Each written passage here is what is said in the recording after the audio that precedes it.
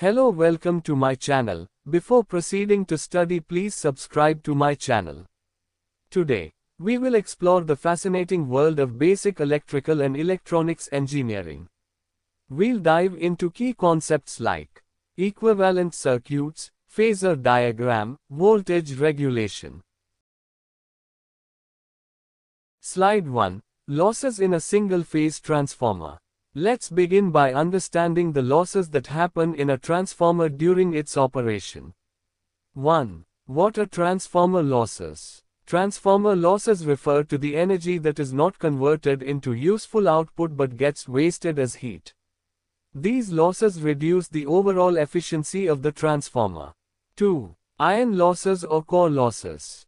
These happen in the transformer's core when alternating magnetic flux is present.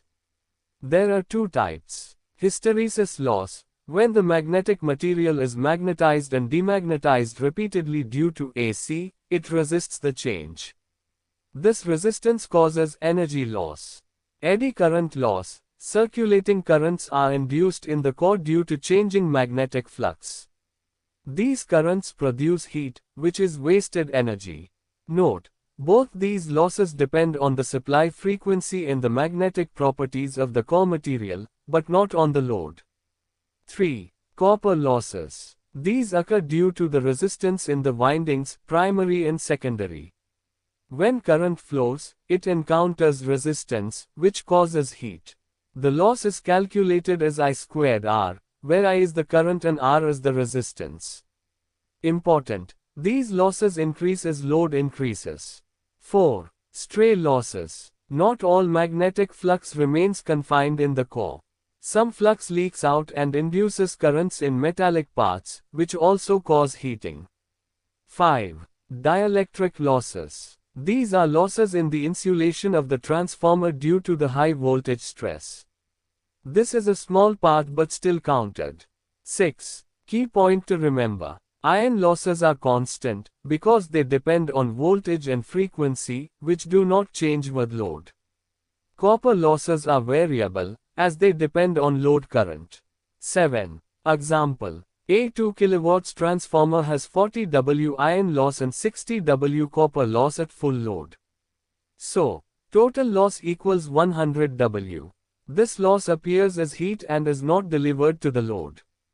8. Why is this important? Knowing the types of losses helps engineers reduce them through better material design and transformer construction.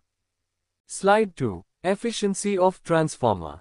Let's now understand what transformer efficiency means and how it is calculated. 1. Definition. Transformer efficiency, denoted by the Greek letter eta, is the percentage of input electrical power that gets converted to output power. Mathematically, eta equals output power divided by input power times 100. 2. What is input power and output power? Input power is the total power supplied to the transformer.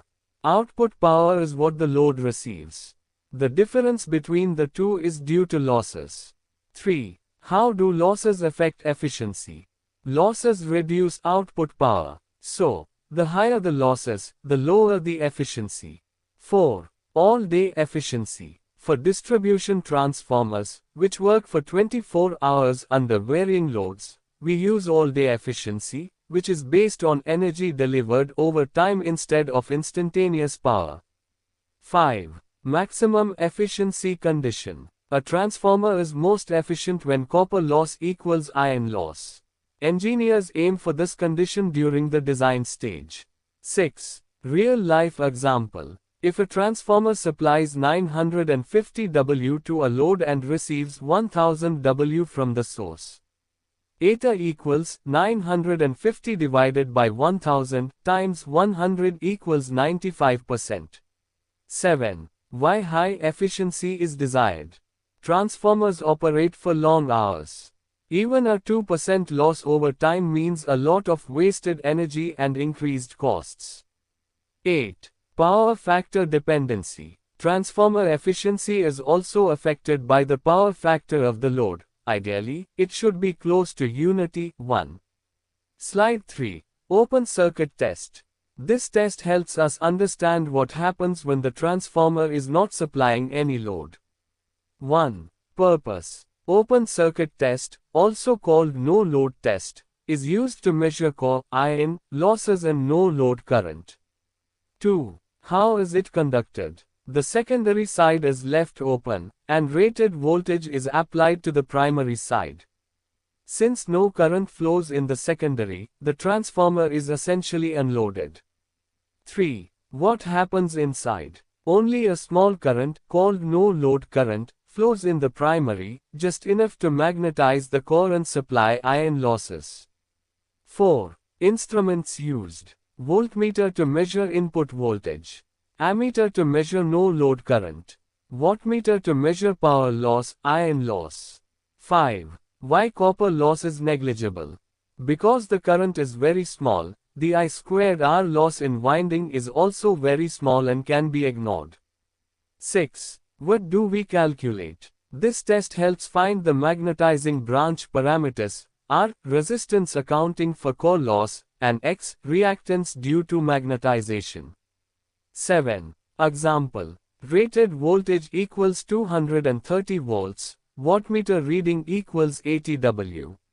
Right pointing arrow. This 80 W is the iron loss in the transformer. 8. Significance. Open circuit test is quick, low cost, and gives us essential core information without needing any actual load. Slide 4. Short circuit test.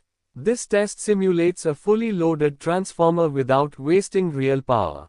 1. Purpose. Short circuit test is used to measure copper losses and equivalent impedance of the transformer.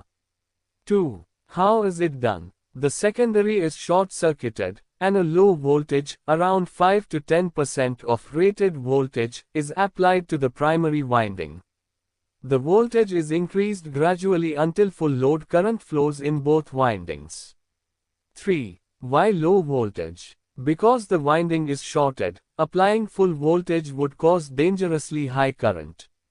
A small voltage is enough to circulate full load current due to short path. 4. What losses occur? Only copper losses, since the voltage is too low to cause core magnetization. Hence, iron losses are negligible.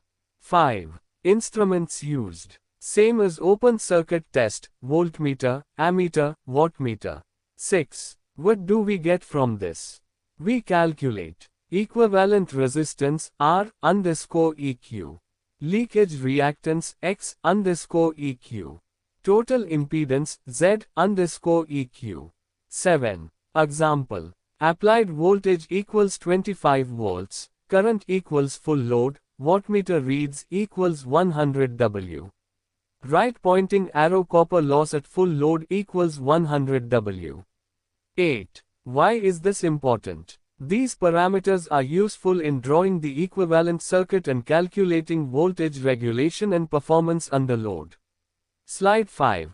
Differences between open circuit and short circuit test. Now, let's understand the differences between the open circuit test and the short circuit test in a descriptive way. These two standard transformer tests serve different purposes and are performed under different conditions. 1. Purpose. The open circuit test is performed to determine the core, iron, losses and to obtain the parameters of the magnetizing branch of the transformer equivalent circuit. On the other hand, the short circuit test is conducted to find the copper losses and to determine the equivalent impedance of the transformer. 2. Test setup. In an open circuit test, the secondary winding is kept open, meaning no load is connected to it.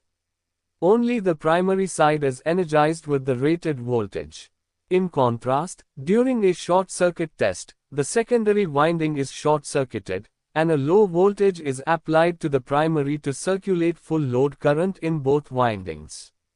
3. Applied voltage. The open circuit test uses full rated voltage, because there is no load connected and the current drawn is small.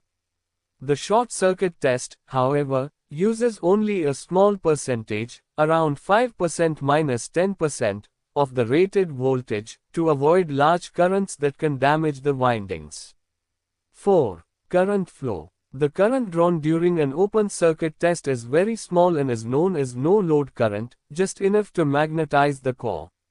But in the short circuit test, full load current flows through both windings to simulate real working conditions. 5. Losses measured. In the open circuit test, only core losses are measured because copper losses are negligible due to small current. In the short circuit test, only copper losses are measured, because the low voltage applied is not enough to produce significant core flux. 6. Power factor nature. The power factor in the open circuit test is low, typically lagging, because the magnetizing current is mostly reactive. In the short circuit test, the power factor is high, nearly unity, because most of the current flows through resistive elements of the windings. 7. Heat generation. Since only a small current flows in the open circuit test, very little heat is generated. But the short circuit test involves full load current, so more heat is produced during the test. 8. Parameters obtained. From the open circuit test, we get values for core loss resistance, R, and magnetizing reactance, X. From the short circuit test, we calculate equivalent series resistance, R_EQ, and leakage reactance, X_EQ. 9. Significance in transformer analysis. The open circuit test is essential for analyzing no-load behavior and calculating iron loss. The short circuit test is vital for understanding how the transformer performs under full load conditions and helps in calculating voltage regulation and efficiency. Example to remember. Think of open equals core loss, short equals copper loss. This is a simple way to recall which test gives what type of loss.